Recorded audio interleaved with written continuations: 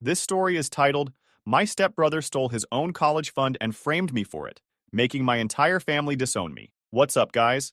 Let me share the drama that blew up my whole life. I didn't think I'd ever put this out there, but a friend of mine suggested posting here to see other perspective. So, here goes. My 26 male dad passed away when I was 10. It was rough. Just me and my mom left to figure things out. For those first couple of years, it was like we were in survival mode together. We were close, like best friends. She was my rock, my biggest supporter, and honestly, the only reason I got through losing my dad. Then my mom met that guy named Paul at some work conference, and it was like things went from 0 to 60 overnight. Within 6 months, they were married, and we had a whole new family dynamic.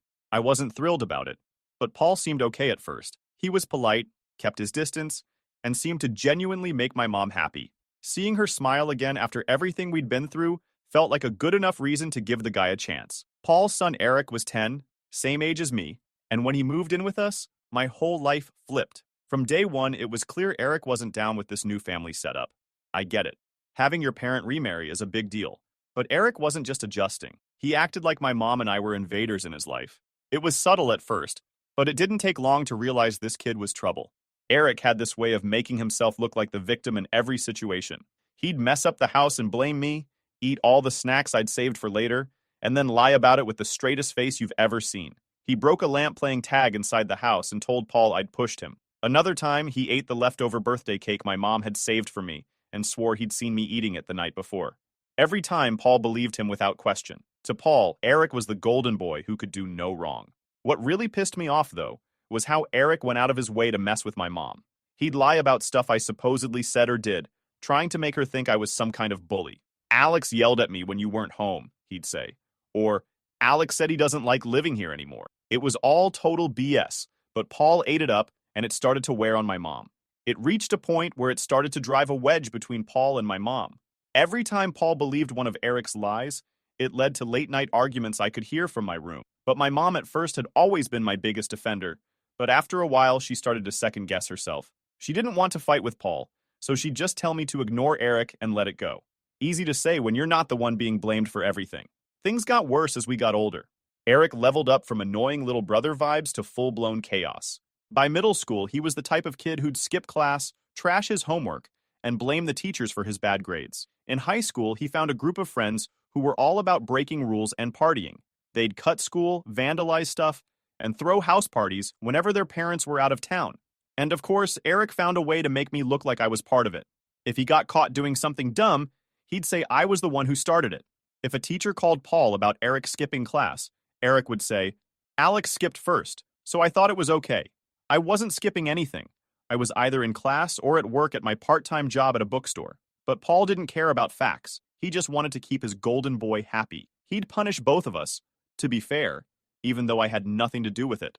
By the time we were juniors in high school, I'd given up trying to clear my name. It didn't matter how much proof I had. Paul always found a way to spin it like I was the bad guy. You're just better at hiding what you do, he'd say. My mom would defend me sometimes, but Paul would shut her down with, you're just biased because he's your son. Over time, she started picking fewer battles, and I couldn't even blame her. The whole house was a war zone, and Paul and Eric had all the power. So I stayed out of their way. I focused on school, worked my part-time job, and spent as much time as I could at my best friend Jake's house. Jake was my safe space. He'd seen Eric's crap firsthand, and was the only person who really understood what I was dealing with. That kid's gonna crash and burn one day, Jake used to say. I hoped he was right, but I didn't think I'd still be around to see it when it happened. Meanwhile, Eric's life was going off the rails.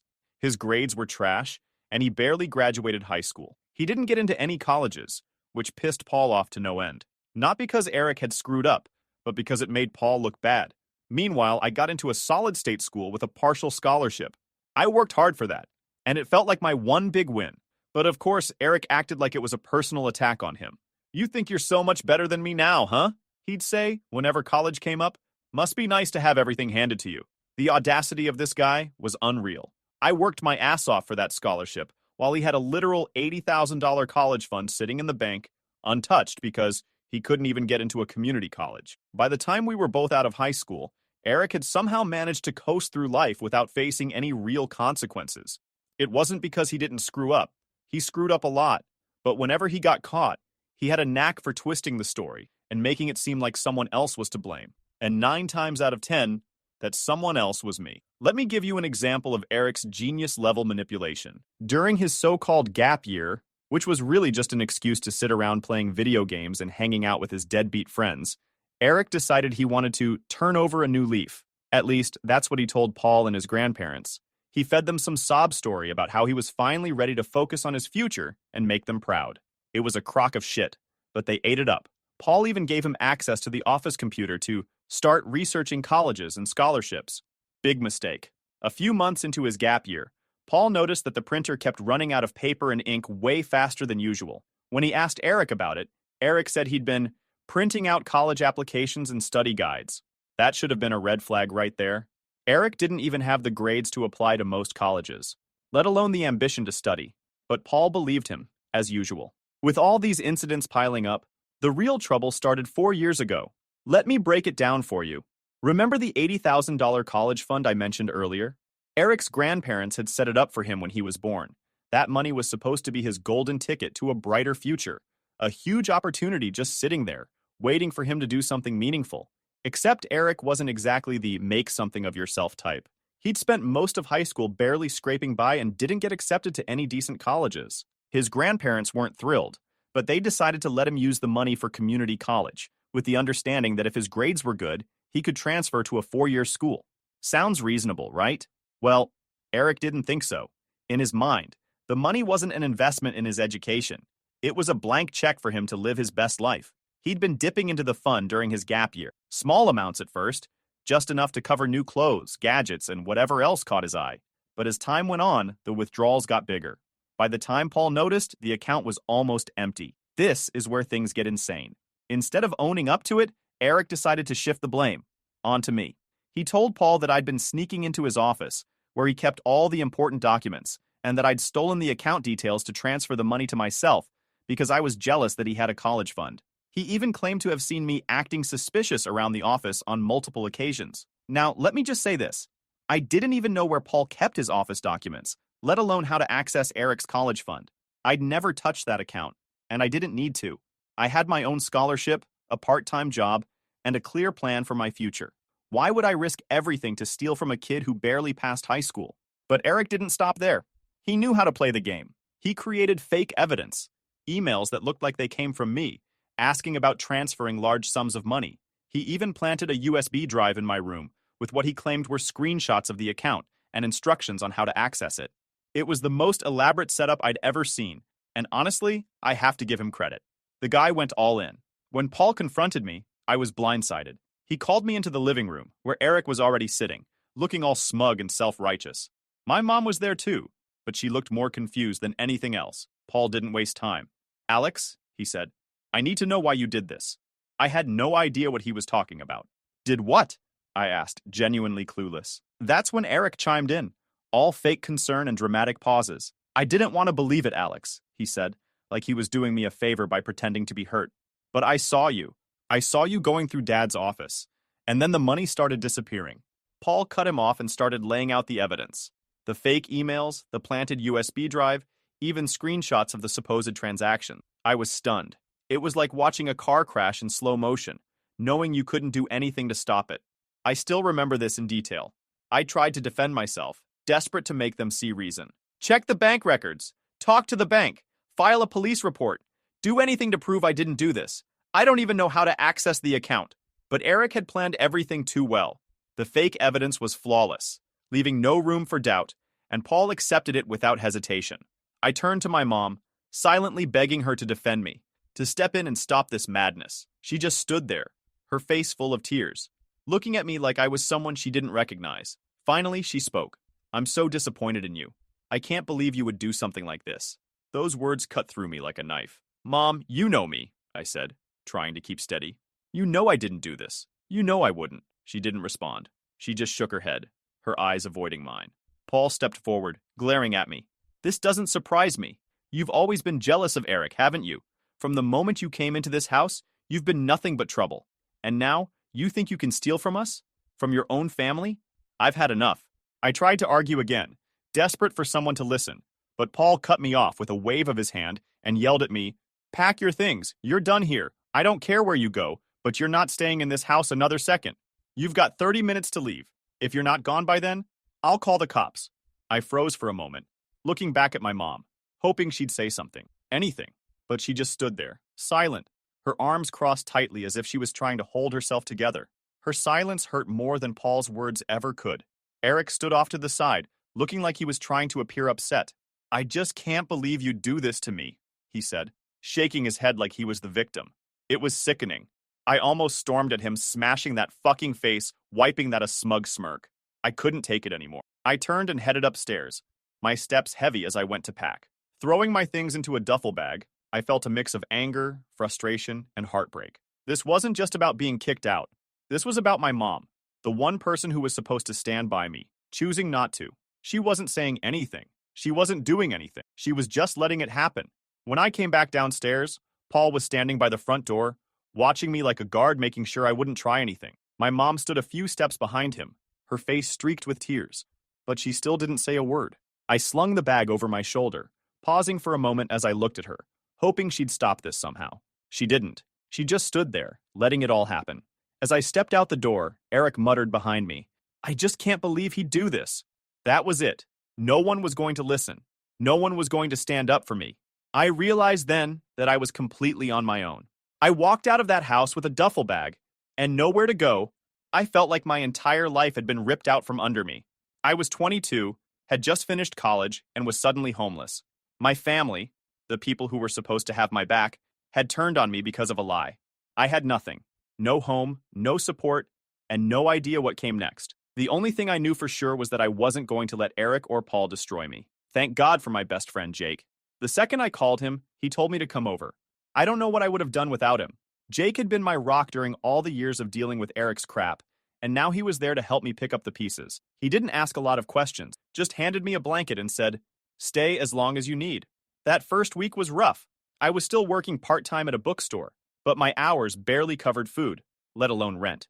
I had some savings from my part-time jobs during college, but it wasn't much. Every night, I'd crash on Jake's couch and try not to think about how my own mom had let this happen. Every morning, I'd wake up, head to work, and pretend like everything was fine. But inside, I was a mess. But the worst part was that my mom didn't call. Not once.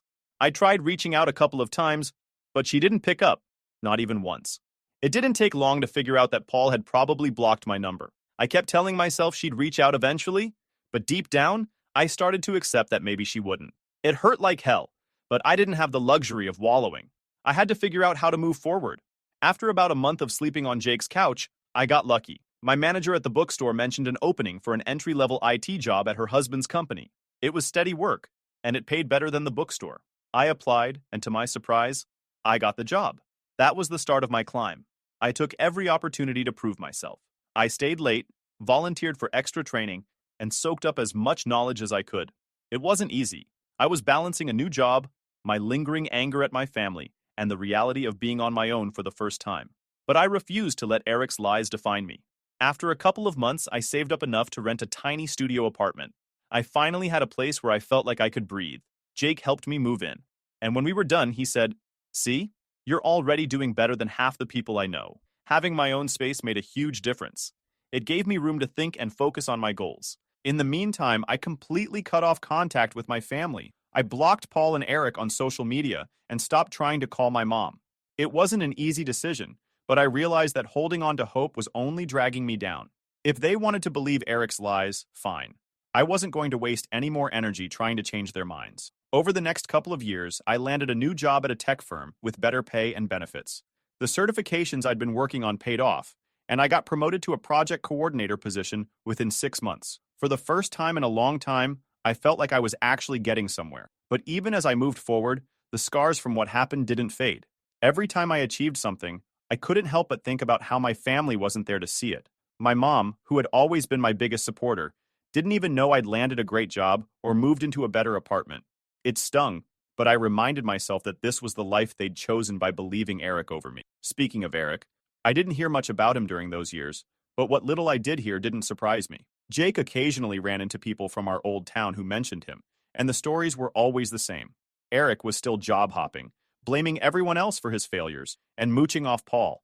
Apparently, he'd even blown through the last of his college fund on a failed business venture. Classic Eric. By the time 4 years had passed, I was in a solid place. I was a project manager at my tech firm, making more money than I'd ever thought possible. I'd bought a small house in a quiet neighborhood. But life has a funny way of bringing things full circle. Just when I thought I'd finally left my family's mess behind, Eric found a way to drag me back in. Jake got a call one day from an unknown number. He didn't think much of it at first, probably a spam call or something. But when he picked up, it was Eric. Apparently, Eric had been trying to track me down for weeks. He'd gone to my old workplace, reached out to mutual friends, even tried messaging me on LinkedIn. Jake ignored him at first, but then Eric told him why he needed to talk to me. His 2-year-old daughter had a heart condition, and she needed surgery. Eric was desperate, and I was his last hope. When Jake told me, my first reaction was anger. After everything Eric had done, he had the nerve to ask me for help? But then Jake showed me a picture of a little girl hooked up to machines. But I didn't want to get involved. I told Jake to tell Eric to figure it out himself, but Jake wouldn't let it go. Look, man, he said, I know Eric's a piece of trash, but this kid's innocent. She didn't ask for any of this. Are you really going to let her suffer because of him? I hated that Jake was right. That girl didn't deserve to pay for Eric's mistakes. But if Eric thought I was going to swoop in and save the day without making him face the consequences, he didn't know me as well as he thought. So I agreed to meet him, but I did it on my terms. We met at my office, a place where I was in control. I wanted him to see just how far I'd come since he'd tried to destroy me. When he walked in, I barely recognized him. The cocky, entitled stepbrother I remembered was gone. In his place was this wreck of a guy who looked like he hadn't slept in days. His clothes were wrinkled, his hair was a mess, and he had dark circles under his eyes. The second I closed the door, he broke down. I'm talking full-on tears, falling to his knees, begging me to help him. He told me he'd tried everything, crowdfunding, selling his car, even going to distant relatives for help. He'd managed to scrape together about $30,000, but he was still $70,000 short. Without the surgery, Mia's condition would keep getting worse, and the doctors weren't sure how much time she had left. I know I don't deserve your help, he said, choking on his words. But this isn't about me. It's about Mia. Please, Alex. You're her only hope. I let him talk. I let him plead and cry and tell me his sob story. Then, when he finally ran out of things to say, I told him my terms. If he wanted my help, he had to confess everything to the family. Every lie, every manipulation, every time he'd blamed me for something he'd done. He had to tell the truth about the college fund, how he stole it and framed me, and he had to do it in front of everyone. The color drained from his face. Alex, please, he said. I'll do anything else. I'll pay you back. I'll sign a contract. Just don't make me do that. I didn't budge. No confession, no money, I said. Take it or leave it. He tried to bargain. He begged me to reconsider. He even offered to make a public apology on social media instead of facing the family. But I stood firm. I wasn't interested in his shortcuts or half measures. If he wanted me to help his daughter, he was going to have to take responsibility for what he'd done. After what felt like forever, he finally agreed. Okay, he said. I could barely hear him. I'll do it. I made it clear that I wasn't just taking his word for it. You arrange the family meeting, I said. You tell them the truth, and only after you've done that will I transfer the money. Directly to the hospital, not to you. He nodded, looking like he wanted to crawl into a hole and disappear. As he left, he tried to apologize again. I'm sorry, Alex, he said, for everything. I know I can't take it back, but I want you to know I regret it. I didn't respond. I wasn't interested in his apologies. Words didn't mean anything to me. I'd spent 4 years rebuilding my life from nothing because of his lies, and no amount of sorry was going to change that. After he left, I called Jake to let him know what had happened. Jake thought I was crazy for even considering helping Eric. Dude, the guy ruined your life, he said. And now you're going to bail him out? You're a better person than me, that's for sure. It's not about him, I said. It's about that little girl. She doesn't deserve to pay for his mistakes. Even as I said it, I wasn't sure if that was the whole truth. Yeah, I wanted to help the girl, but part of me also wanted to see Eric squirm. I wanted him to stand in front of the family he'd lied to and admit what he'd done. I wanted them to see the truth about the golden boy they'd chosen over me. Eric texted me a few days later to say he'd set up the meeting for the weekend. Everyone's going to be there, he wrote. Mom, Dad, the grandparents, aunts, uncles, all of them. I couldn't deny the knot in my stomach when I read that message. I hadn't seen any of them since the day Paul kicked me out. But this was my chance to finally clear my name, to get the truth out there once and for all. So here where I am right now, everything keeps replaying in my head. The accusations, the lies, the years of being treated like the scapegoat. I don't know how the family's going to react when Eric confesses, and honestly, I don't care. This isn't about their forgiveness. It's about finally getting the truth out there, for me. I'll let you all know how it goes once it's done. Stay tuned. Final update. Hey guys, so just like I promised, here's the update. So, the family meeting was scheduled for Saturday, and let me tell you, the whole week leading up to it was a mental marathon. It wasn't just about making my stepbrother confess.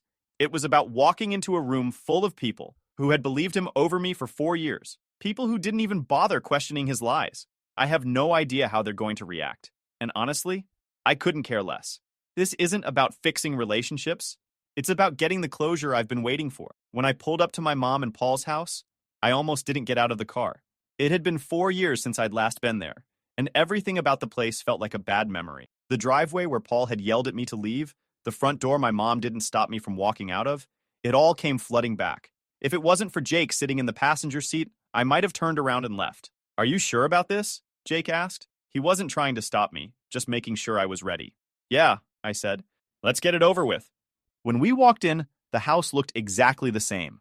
Except for one thing, all the photos with me in them were gone. That stung more than I expected. It was like they'd erased me completely, like I'd never even been part of the family. Everyone was already there, packed into the living room. My mom, Paul, Eric, his grandparents, aunts, uncles, you name it. My mom's face lit up when she saw me, and she immediately burst into tears. She tried to hug me, but I stepped back. I'm not here for that, I said. Let's just get this over with. Paul looked uncomfortable, like he didn't know how to react. He opened his mouth to say something, but I cut him off. Don't bother, I said. I'm here to hear Eric tell the truth and leave. That's it. Eric looked like he wanted to disappear. He was sweating, fidgeting, and avoiding eye contact with everyone in the room. Twice he glanced at me like he was hoping I'd change my mind and let him off the hook. I didn't say a word. Finally, after what felt like an eternity, Eric started talking. He stumbled over his words at first, mumbling something about how he'd made mistakes and let everyone down. Paul tried to jump in and reassure him, but I wasn't having it. No, I said. You tell them the truth. All of it. And he did. Slowly, painfully, Eric laid it all out. He told them how he'd blown the college fund during his gap year, partying, buying junk, and going on trips. He explained how he'd panicked when Paul found out the money was gone and decided to blame me because he knew Paul would believe him. He admitted to faking the emails, planting the USB drive, and lying about seeing me snooping in the office. The room was dead silent by the time he finished. Paul looked like someone had slapped him. His parents, Eric's grandparents, were crying, probably realizing they'd funded all of Eric's screw-ups. My aunts and uncles were staring at Eric like they didn't even know who he was. But I wasn't paying attention to any of them. I was watching my mom. Her face was a mix of shock, guilt, and heartbreak. She kept shaking her head, whispering no under her breath, like she couldn't believe what she was hearing. I thought I'd feel satisfaction seeing her finally realize the truth, but instead it just felt empty. When Eric was done, I stood up and pulled out my phone. I'd already set up the hospital transfer in advance, so all I had to do was hit send. I showed him the confirmation screen and said, "The money's there. Mia will get her surgery. We're done here." That's when my mom broke down. "Alex, please," she said, grabbing my arm. "I'm so sorry. I should have believed you. I failed you. Please don't leave like this." Paul tried to jump in too. "Alex, I don't know what to say. I was wrong. I'll write you a check for double the college fund. Whatever it takes to make this right." Even Eric tried to apologize. He was crying by this point, saying he'd spend the rest of his life trying to make it up to me. "I know I ruined everything," he said, "but thank you for helping Mia. I'll never forget this." I just looked at all of them. My mom, who had chosen to stay silent when I needed her most, Paul, who had thrown me out without a second thought, and Eric, the person who had taken everything from me. 4 years ago, I would have given anything to hear their apologies. Now, they meant nothing. I yanked my arm out of my mom's grip, shot her a cold glare, and walked out without a single word or glance back. Jake followed me, and we drove back to my place in silence. When we got there, he finally broke the tension. "You okay?" he asked. "Yeah," I said. And for the first time in years, I meant it. Since then, I've gone completely no contact with my family. I blocked their numbers, their emails, and even their social media accounts. My mom has been sending me long, emotional emails every day, talking about how she cries herself to sleep and how much she misses me. Paul has sent multiple checks, first for $80,000, then for $160,000, to make up for the pain and interest. I mailed them back without a second thought, Eric's grandparents have even shown up at my office a few times, but security knows to turn them away. They leave letters saying how sorry they are and how they feel responsible for everything because they'd spoiled Eric and let him get away with too much. I don't care. They believed him when it mattered, and that's all I need to know. I heard through Jake that Mia's surgery was a success. She's recovering well, and I'm genuinely happy for her. She's innocent in all of this, and I hope she grows up to be nothing like her dad. As for Eric, he apparently moved back in with his mom in another state. His ex-wife won't let him see Mia without supervision, and he's been struggling to hold down a job. I'd be lying if I said I felt bad for him. As for me, I'm thriving. I got another promotion at work and just put a down payment on a house in Seattle. My company's opening a new office there, and I'll be heading it up. It feels good to keep moving forward, leaving all the toxicity behind. Sometimes people tell me I should forgive my family, especially my mom. She was in a tough spot, they say. She didn't know what to believe. But sorry doesn't erase 4 years of betrayal. Sorry doesn't give me back the family I lost, the trust that was shattered, or the years I spent rebuilding my life alone. Some bridges just aren't worth rebuilding. They say the best revenge is living well. And let me tell you, I'm doing just fine. Thanks for reading, Alex.